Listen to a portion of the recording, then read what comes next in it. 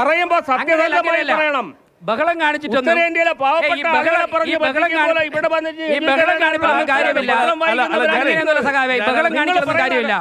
അഴിമതി കൊണ്ട് ജനങ്ങളുണ്ടല്ലോ, ജനങ്ങൾ പൊറുതി മുട്ടിയിരിക്കുകയാണ്. അഴിമതി കൊണ്ട് ഒരു നിമിഷം മുമ്പേ ഞങ്ങളൊരു കൃത്യമായിട്ട് കാര്യം പറയാം. എന്തായാലും ഇഡി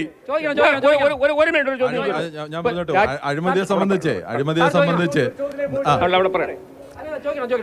ഞാൻ ചോദിക്കുന്നത് ഇപ്പൊ നിങ്ങളിവിടെ പറഞ്ഞു, നിങ്ങളിപ്പോ ഒരു പ്രകടന പത്രികയിൽ കുറെ കാര്യങ്ങൾ പറഞ്ഞ് പബ്ലിക് ഇത് എങ്ങനെ വിശ്വസിക്കും? നിങ്ങൾ ഇതുവരെ പറഞ്ഞിട്ടുള്ള കാര്യങ്ങൾ 10 ലക്ഷം രൂപ എല്ലാവർക്കും അക്കൗണ്ടിൽ ഇട്ട് കൊടുക്കുമെന്ന് പറഞ്ഞു. 50 രൂപയ്ക്ക് നിങ്ങൾ പെട്രോൾ കൊടുക്കുമെന്ന് പറഞ്ഞു. അങ്ങനെ നിരവധി വാഗ്ദാനങ്ങൾ നിങ്ങൾ പേപ്പറിൽ പറയുന്നുണ്ട്. ഇവിടുത്തെ പബ്ലിക് എന്ന് പറയുന്നത്, തിരുവനന്തപുരത്തിൻ്റെ ജനത എന്ന് പറയുന്നത് കഴിഞ്ഞ 9 വർഷക്കാലമായി ഈ കോർപ്പറേഷൻ, 45 വർഷക്കാലമായി ഈ കോർപ്പറേഷന്റെയും വികസനങ്ങൾ അനുഭവിച്ചവരാണ്, തൊട്ടറിഞ്ഞവരാണ്.